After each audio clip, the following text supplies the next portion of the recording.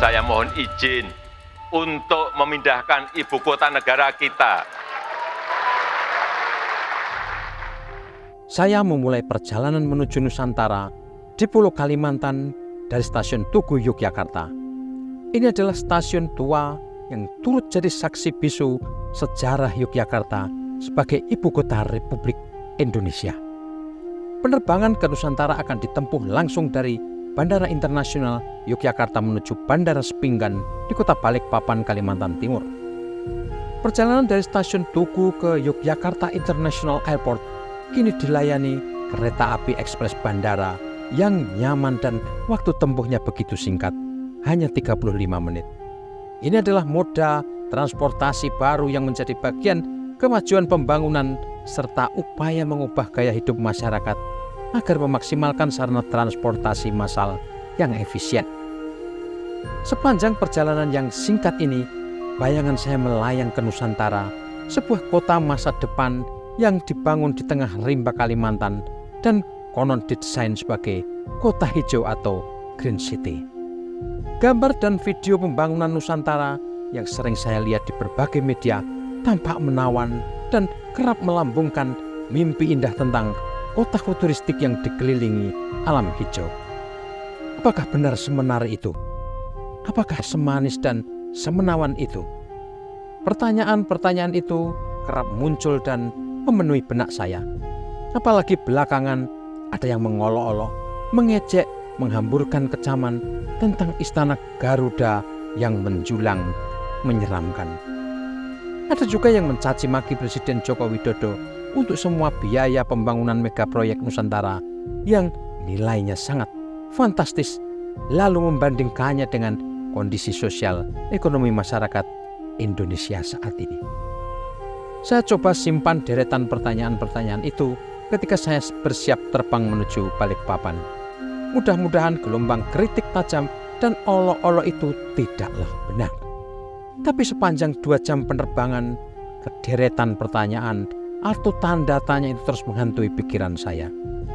Saya tiba di Balikpapan sehari sebelum Presiden Joko Widodo mengundang para kepala daerah atau pejabat gubernur, bupati, wali kota se-Indonesia ke Nusantara.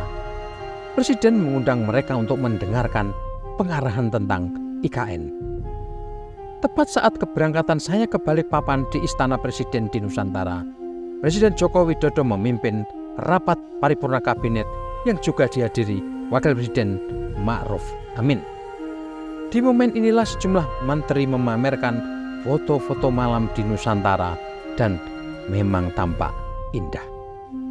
Tibalah giliran saya memulai perjalanan ke Nusantara dan saya memilih jalan negara atau jalan nasional Balikpapan Sepaku. Ini adalah satu-satunya jalan raya umum yang selama ini dipakai masyarakat menuju Penajam Pasir Utara, daerah di mana Nusantara berlokasi. Jalan cukup bagus, melewati rute datar dan pegunungan Semboja hingga Sepaku, dan kiri kanan hutan serta perkebunan karet, sawit dan tanaman industri eukaliptus. Perimbunan hutan itu kadang kontras dengan bukit dan lahan di baliknya yang bopeng-bopeng akibat garukan mesin tambang batu bara.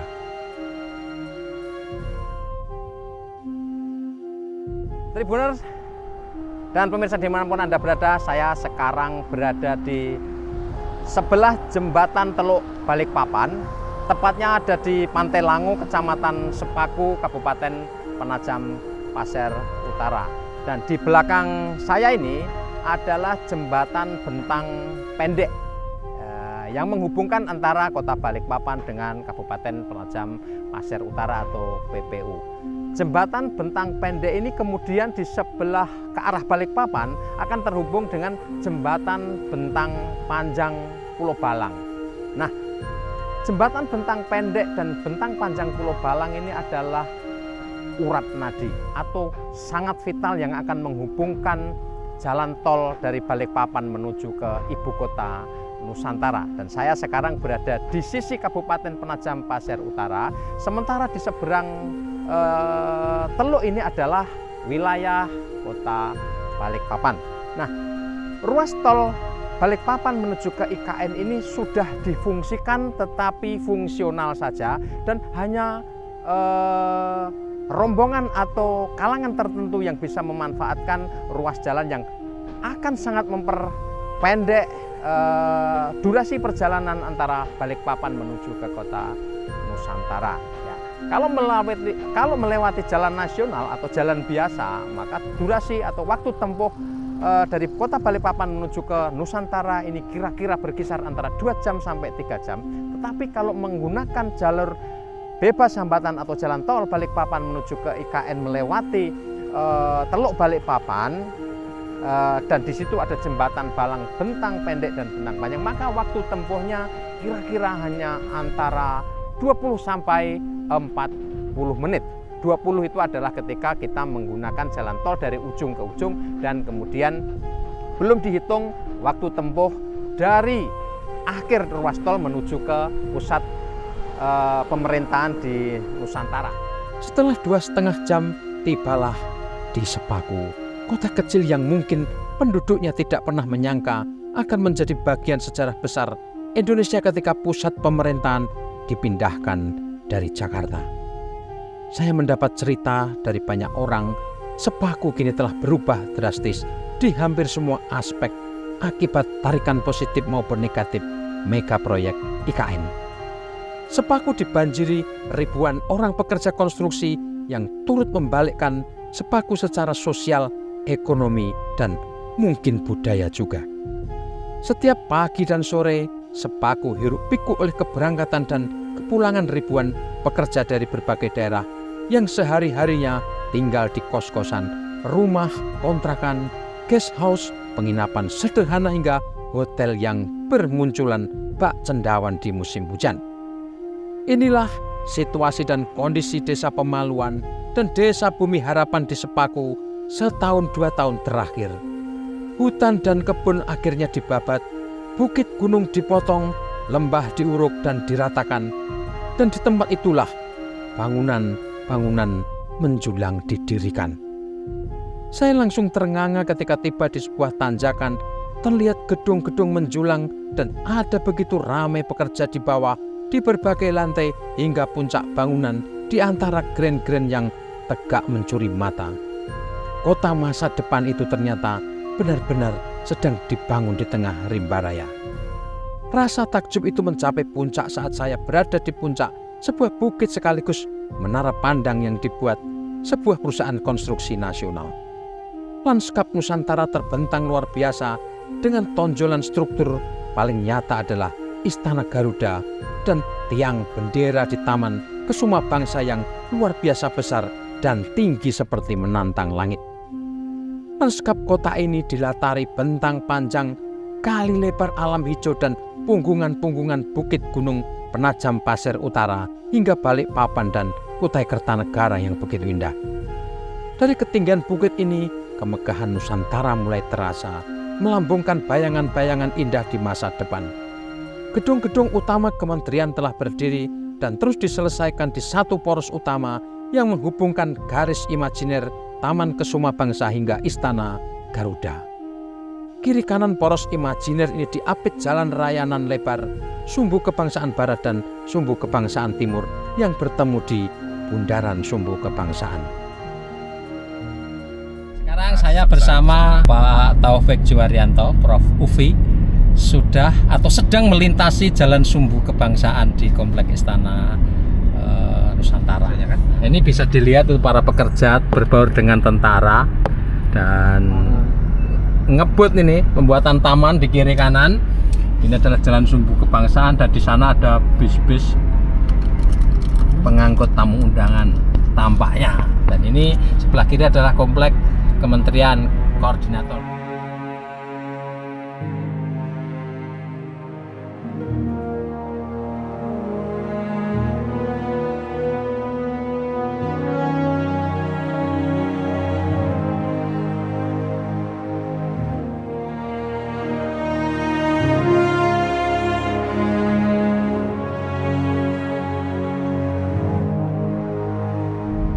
Samping istana Garuda itu yang ada di ujung sana itu.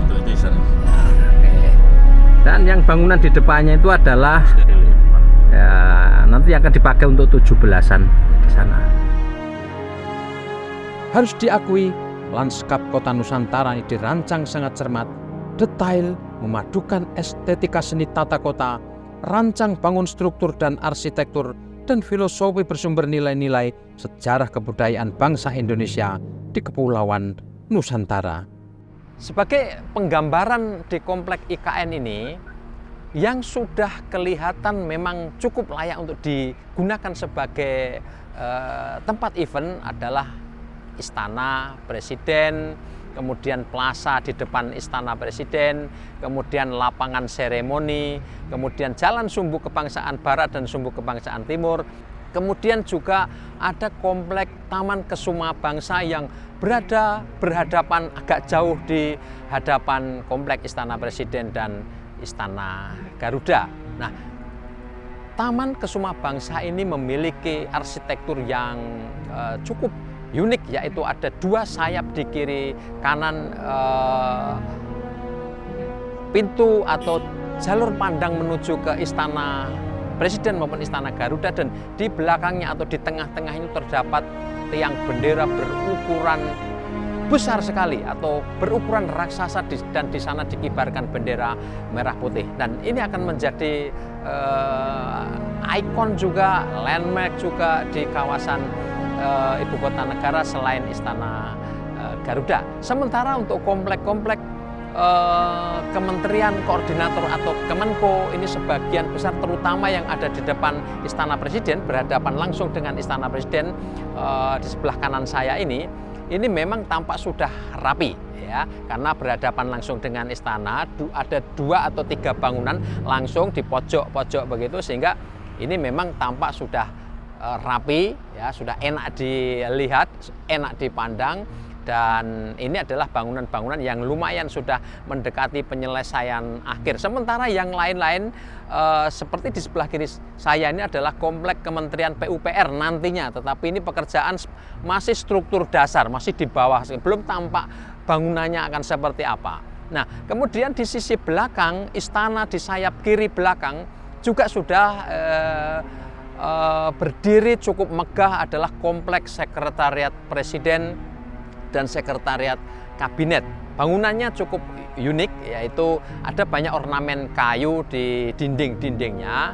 Kemudian posisinya juga ada di sayap yang kemudian di kiri kanannya cukup padat atau rapat dengan tanaman hijau begitu. Jadi di IKN ini ada sejumlah bangunan yang memang sudah difungsikan. Di antaranya selain komplek Istana Presiden adalah Hotel Nusantara. Dan ini yang kemudian digunakan oleh tamu-tamu VVIP untuk menginap. Ada presiden, kemarin wakil presiden, kemudian menteri-menteri dan pejabat-pejabat utama kabinet atau pejabat-pejabat utama ke pemerintahan.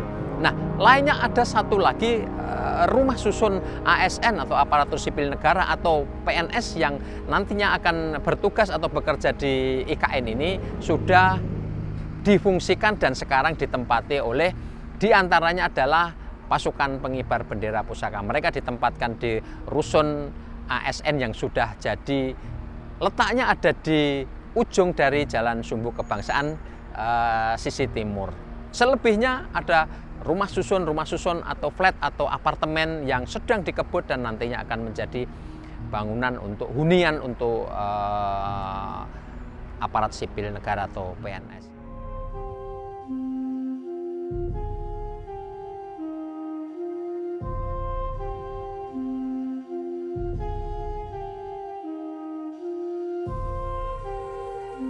Suka tak suka, senang atau tidak, setuju atau tidak setuju, langkah awal Nusantara sudah terlihat nyata.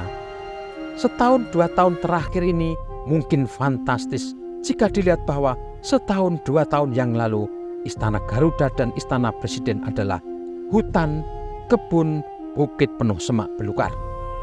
Sulit dipercaya jika hari ini yang tampak adalah bentuk dasar kota masa depan, pusat pemerintahan Republik Indonesia yang kini sedang merayakan usia ke-79 tahun.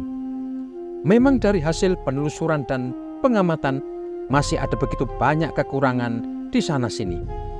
Bentuk dan rupa wajah Istana Nusantara sudah tampak gagah, indah menawan, tapi infrastruktur pendukung untuk kehidupan penghuninya dalam jumlah banyak masih jauh dari memadai.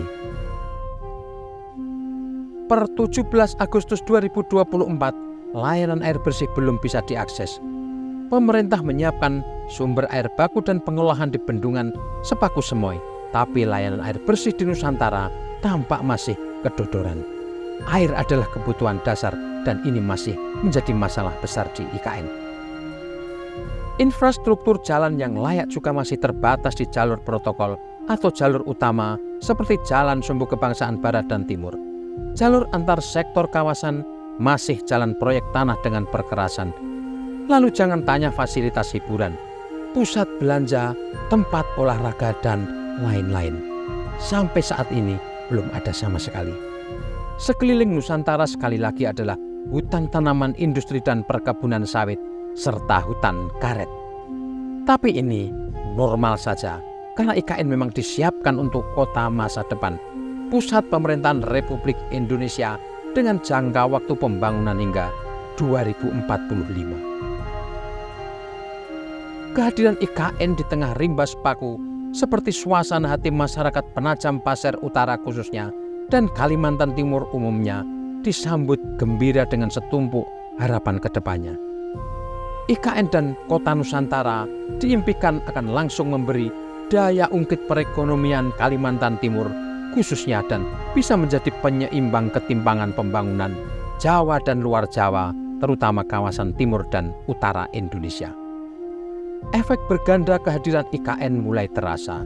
Sekurangnya ada begitu banyak dampak ekonomi atas hadirnya ribuan pekerja konstruksi, unit lapangan kontraktor, dan segala usaha jasa infrastruktur pendukung. Jalur sepanjang Balikpapan menuju Sepaku kini juga semakin hidup. Meski begitu, suka tidak suka, diakui atau tidak, kehadiran IKN menimbulkan timbunan masalah yang tidak ringan. Masalah lingkungan, konflik pertanahan, konservasi lahan, dan kekhawatiran akan kerusakan ekosistem hutan di Sepaku. Masalah kami memang untuk saat ini kami masih penuh tanda tanya. Ya. Dan bukan saja tanda tanya, tapi ada masalah yang sudah kami rasakan. Tentunya ya dari hak-hak kami merupakan tanah, tempat kami tinggal, itu belum 100% diakui secara hukum ya, secara pemerintah. Tentunya kita berharap itu. Ketua Masyarakat Adat Balik di Sepaku, Sibudin, jauh-jauh hari memperingatkan pemerintah agar pembangunan pusat pemerintahan di Sepaku tidak membuat ada pihak manapun yang tersakiti, termasuk masyarakat adat di lokasi yang kini didirikan bangunan-bangunan megah menjulang. Kami tidak mau kami ini tidak dianggap ya. Kita malah ada kecemburuan sosial. Pemerintah mencanangkan seperti satwa langka dan sebagainya. Itu sangat diperhatikan. Padahal satwa langka maupun orangutan, monyet itu nggak pernah ngajukan proposal, permohonan, tapi itu diperhatikan. Tidak pernah berbicara dengan pemerintah bahwa ruang hidup mereka itu akan terganggu. Tapi itu diperhatikan pemerintah. Sementara kami manusia punya hak yang sama, punya kepentingan yang sama. Tapi kami dapat perhatian itu sangat minim. Sebab bagaimanapun lahan dan hutan yang digunakan itulah sejak dulu adalah ruang hidup mereka. Bahkan jauh sebelum Republik ini berdiri, lahan dan hutan Sepaku adalah ruang hidup banyak kelompok masyarakat dan suku di Kalimantan Timur.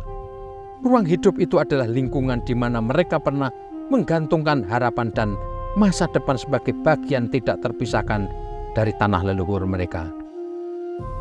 Ruang hidup kami, kalau dulu kami bebas bertani ya. Tentu kami dari masyarakat suku Balik maupun suku-suku yang ada, suku masyarakat adat yang ada di Kalimantan, itu kalau nanam padi gunung main bakar, tapi bukan membakar hutan yang sekitar kami butuhkan kegiatan kami untuk bercocok tanam.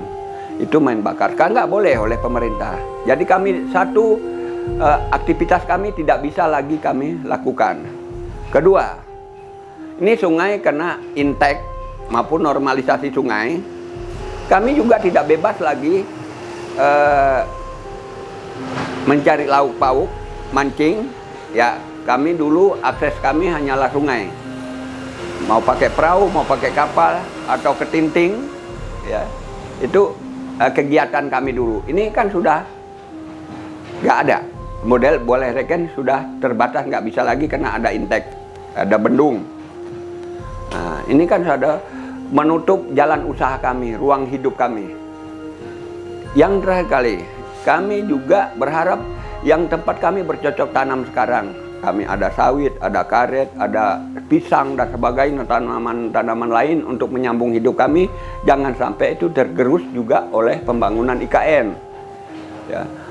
Baru lagi rumah tempat kami tinggal yang sekarang ini, karena kami tidak akan direlokasi, tidak akan dipindahkan, segenjengkal pun tergeser dari tempat kami semula, karena kami tinggal di sini sebelum ada perencanaan IKN ada sini kami ada. Bahkan sebelum NKRI ini ada, kami ada.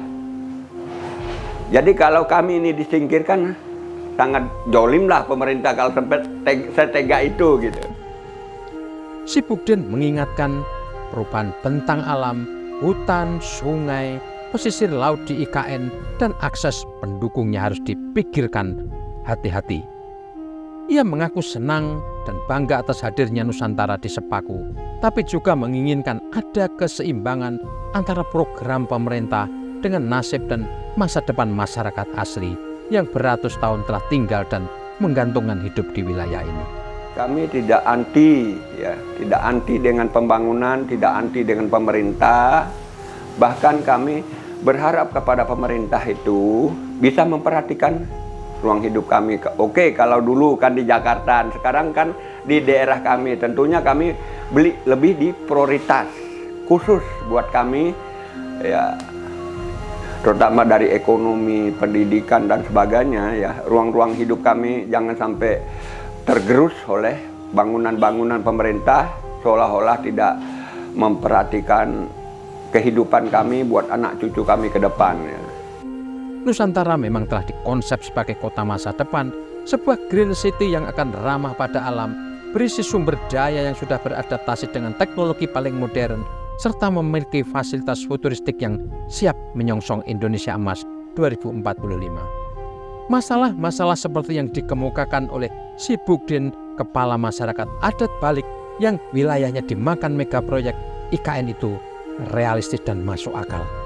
Kekeliruan dan ketidakmampuan menangani persoalan-persoalan itu akan menjadi bom waktu di masa mendatang.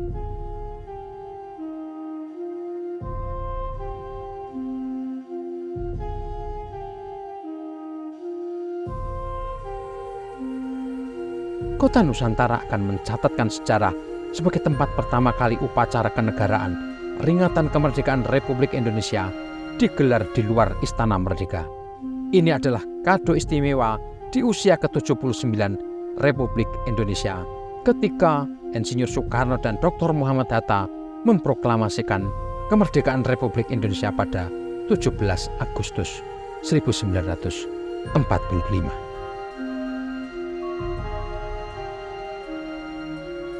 Tribuners, akhirnya pada tanggal 17 Agustus 2024 saya berada di Nusantara. Tepatnya saat ini saya berada di Central Promenade atau teras Cakrawala, dan ini adalah public area atau public space yang dibangun di antara gedung-gedung pemerintahan, yaitu Kementerian Koordinator di kiri dan di kanan. Nusantara adalah kota masa depan yang dirancang dan dikonsep agar selaras dengan alam dan di mana tempat dia berada, yaitu di tengah rimba Kalimantan. Nusantara adalah kota masa depan yang diharapkan bisa menjadi wajah baru Indonesia yang hijau dengan konsep kota hijau atau green city. Nusantara adalah kota masa depan yang akan menjadi wujud dari mimpi lama bangsa Indonesia. Sebuah kota, sebuah negeri, sebuah bangsa yang memiliki kekayaan dan kekuatan luar biasa. Kita akan melihat bagaimana perjalanan ini sampai 2045 ketika Indonesia mencanangkan sebagai Indonesia Emas.